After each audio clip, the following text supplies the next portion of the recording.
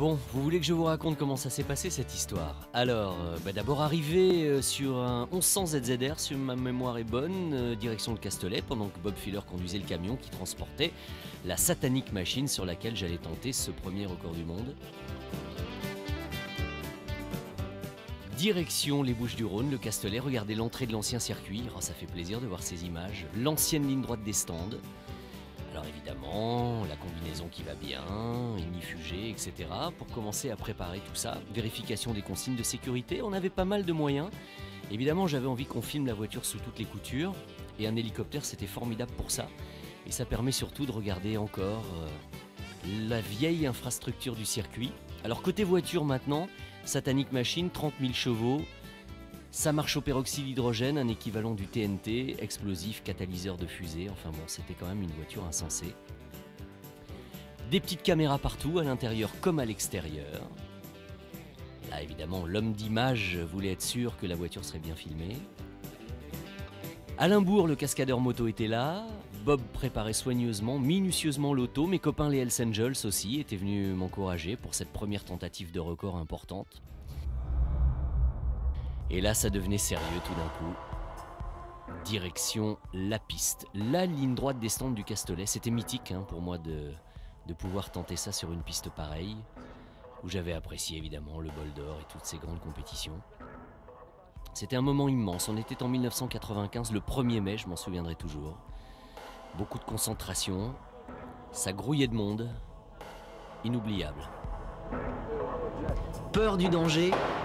Je vais être franc, en fait. Vous savez, quand vous attendez ce moment depuis des mois et des mois, vous n'avez qu'une seule envie, une seule, y aller, y aller, y aller. Interdit de se moquer de mon brushing à l'époque, merci d'avance.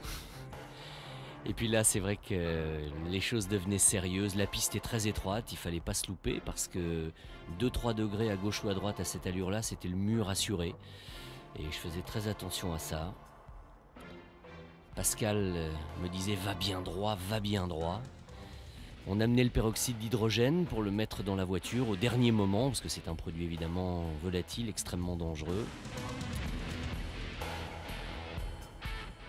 Comme toujours, j'étais très rassuré par le côté méticuleux de Bob, mais honnêtement, j'en menais pas large. Je crois que ça se voit d'ailleurs dans mes yeux. La coque est baissée. Vincent sait maintenant que quoi qu'il arrive, on ne peut pas la réouvrir, pour des raisons de sécurité. Il sait aussi qu'il ne peut plus revenir en arrière. Vous voici à présent enfermé avec lui dans cette bombe à 4 roues pour un voyage unique dans la voiture la plus puissante du monde.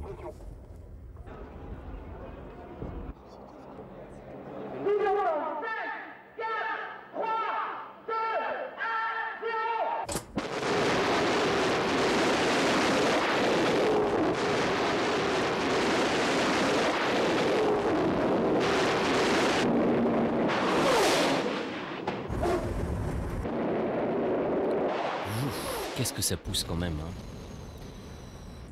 30 000 chevaux pour 500 kg, un rapport poids-puissance exceptionnel, la voiture la plus puissante du monde.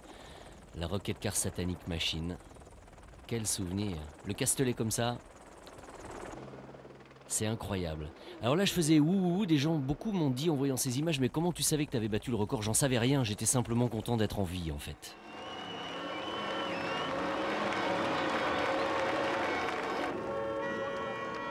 Vincent savoure son bonheur dans les bras de sa mère qui le voyait courir pour la première fois. Ah oui, c'est vrai ça. Bonjour l'angoisse.